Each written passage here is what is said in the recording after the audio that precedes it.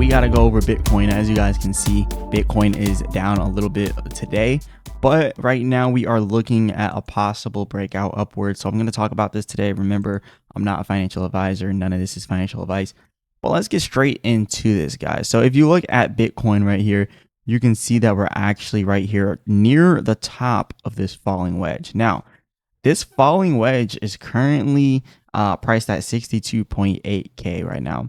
And as it goes up, it looks like it might have the strength to break past this falling wedge. And as you guys know, falling wedges are bullish signals. But remember, even if it breaks out from this falling wedge, like I said in the previous video, you have to remember the context. The context of this is that we're entering it from a downtrend. So it's more likely to be a bull trap, right? So there's still the possibility that we break out above here, but there's also that possibility we get rejected at the Fibonacci at 68K, which is kind of what I'm betting on. Now, maybe it gets rejected at 68K at that Fibonacci resistance, maybe 71K, maybe even up here at 74K, or yeah, at 74K, where it is that 200-day moving average on the 4-hour chart. But one thing is for certain, we are inside of a falling wedge, so we have to proceed with caution, right? We can't get bull trapped in here. Now, what I'm watching out for, this is the 4-hour chart, by the way. What I'm watching out for is that 50-day moving average down here, which is this red line right here. So I believe we are going to pull down somewhere around the 50-day, maybe even stopping around 61K at that support there. Pretty strong support. It's always being used as support for a very long time. It's always being used as support. So I feel like we'll come down here to that support at 61K and then have that continued breakout upwards. It might not even pull all the way down to 61K before pulling upwards, right? So that's what I'm looking at here. Now, when you also look at the %R trend exhaustion, you can see what happened previously during this falling wedge. We had this right here. And when you see this white line, which is the short-term trend breaking far past the blue line, which is the long-term trend on the %R trend exhaustion, typically that means you're about to have a big pullback because the long-term trend did not follow, and now it has to pull back to recoup itself. And what we are seeing now is a little bit different, right? We are actually much higher on the %R trend exhaustion to where we were before, which leads me to think as the short-term trend pulls back, it's going to meet the long-term trend halfway, and then they're both probably going to continue upwards after a slight pullback halfway and then continue upwards, which is still what leads me to think we may have that pullback down to 60K and a continuation to 63, and then possibly breaking out of that to hit the resistance at 68K. Now, I'm still bearish on Bitcoin for this market because we're still in a bear market, right? But in July, typically we do see comebacks in July with crypto. So I think there is a possibility that we can see a little bit of a comeback here and then a continuation. Another thing, if you look at the MACD on this chart, you can actually see that something very particular is building up here. You can see all of this buying pressure here with a very small amount of selling pressure. Not only do we see that, we also see that we just now came out of what's bullish divergence. So if you look at our divergence chart, you can see bullish divergence is classified as lower lows on the lower lows on the chart, while simultaneously having higher lows on the MACD, which is why as we started to pull back, we finally had the breakout. Why? Because it was bullish divergence. As we got these higher lows on the MACD, we also had the lower lows on the chart until it couldn't do it anymore, and then it finally broke out. And now that we've done that, now we are going to start building our bearish divergence. Our bearish divergence is classified by higher highs on the chart while simultaneously having lower highs on the MACD. And this is the beginning of it, which is exactly why we're not seeing a huge amount of selling pressure right now, because this is bearish divergence. So what are we going to end up doing here? Well, we are going to now create a lower high on the MACD, which will probably be around here. And then we'll probably create a little bit more, and then we will dump from there. And what would that look like on the charts? Well, as you're getting the lower highs on the MACD, what it would look like on the charts is pretty much us creating higher highs. We've already seen that starting. This right here is the previous higher high. What do you think happens next? Well, what happens next is we get another higher high, getting rejected at the next resistance, which we seen at 65K. We had resistance. Around 67K, we also had resistance. and then at 68K. So 65K, 67K, 68K. That is pretty much what we'll end up seeing as we end up breaking upwards, right? Because we have bearish divergence. So we will end up seeing us creating those higher highs possibly here. So that is why I'm still bearish, but for July is looking slightly bullish. We might even hit 68K during July. So I will keep you guys updated on that. Now, if we look at the daily chart, we can see that I'm not too far off, because when you look at the 50-day moving average on the daily chart, you can see it's already at 66K. And then the 200-day moving average is at 74K. So there's a possibility that we can hit there, or possibly even the 200-day before the next dump. And what's really important here is when you look at the MACD here, what do you see? Well, what you're seeing here is bullish divergence.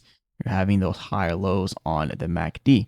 So when you look over here, you're seeing those higher lows on the MACD while simultaneously having the lower lows on the chart. So when you back out and you look at this, you can see, oh, it's actually correct, right? We're actually having lower lows on the chart, boom. Another lower low on the chart, boom. Now we're getting a little bit of buying pressure in. We might even push up higher here.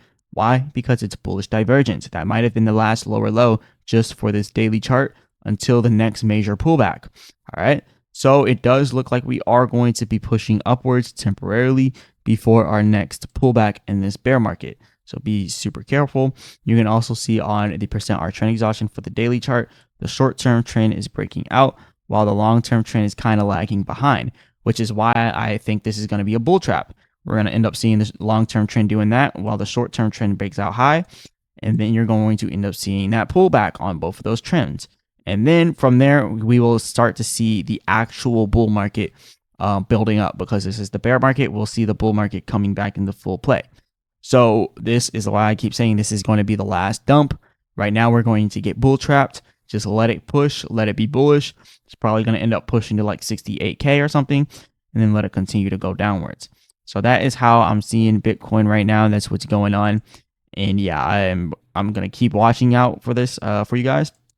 And then as time goes on, we'll see how this plays out. Now, if you also look at the weekly chart, you can see I'm still not too far off. Why? Because we have the same divergence. We have bullish divergence on the weekly chart with our lower lows on the charts and our higher lows on the MACD. So when you look at this, higher lows on the MACD, newest one right there, while simultaneously having what? Lower lows on the chart. So now we are about to push up a little bit more, and then we should have another lower low, which will be the final one before the bull market starts in 2027. Or well, at the end of 2026, leading into 2027. Like it could be September, October, November, December, somewhere around there. We should bottom out, and then we should start to go into the new year looking bullish. But we got to get our last lower lows out for our bullish divergence. So just let it play out as you see it fits. All right. And then if you look at our monthly chart here, you can see we're really looking at the same thing here. We're getting all that selling pressure coming in, lots of selling pressure. Buying pressure should start coming in soon, towards the end of the year. And that's what I mean by soon. So as this starts to level out, then you're going to start to see that things breaking out going into next year, just like it happened in the last bear market of 2022, right? So that is what we are looking at here for Bitcoin. All right, so don't say I didn't warn you. Now let's kind of look at some of the user sentiment. So we have this guy already says at some stage, Bitcoin is going to need to set a higher low on its daily chart. And I do think that is actually true. That's kind of what we're doing right now.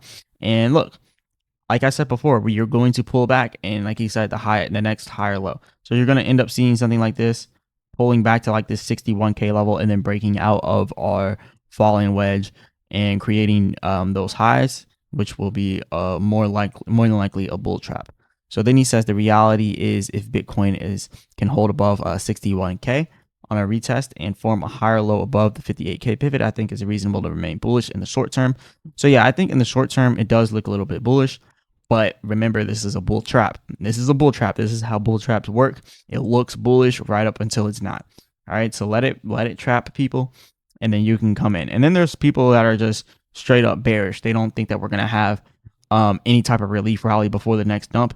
which is very, very misleading. And I think that they need to be careful with what they're, with what they're doing, because if you think about it, look at what happened every single time previously, right? We always have the relief rally before the bull trap, relief rally before the bull trap, relief rally before the bull trap.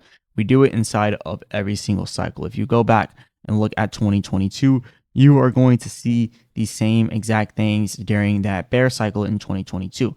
You're going to see the relief rally here, boom, bull trap. Relief rally here, boom, bull trap. Come all the way down, relief rally here, boom, bull trap. And then we finally break out. And what did you see? One relief rally bull trap, two relief rally bull trap, and then the third one down here, relief rally bull trap. Come up here and you're probably going to see a little bit more, right? You're going to see one relief rally bull trap, two relief rally bull trap, and what are we about to do now? Three relief rally bull trap. Bottom out towards the end of the year, going into next year, into the bull market. So that's pretty much what we're looking at here with Bitcoin. Is the Bitcoin cycle in a nutshell 101. So yeah, that's pretty much all I got on that. But yeah, it's a lot to take in. Let me know what you guys think about this. Go ahead and hit the like button, subscribe. Remember, I'm not a financial advisor. None of this is financial advice. And if you're interested inside of the Crypto and Options Edge group, where you will have a crypto and options edge, go ahead and check that out. Link in the description. And in here, we always talk about a bunch of different things that is going on inside the market. And I pretty much give you updates all day long about what's happening in whatever projects you want me to go over. And then we also have the trading mastery course in here. And we also have the trading analysis and discussions here that we also talk about. So go ahead and check out the Crypto and Options Edge group, link inside of the description. Shout out to you guys, and shout out to all the members out there.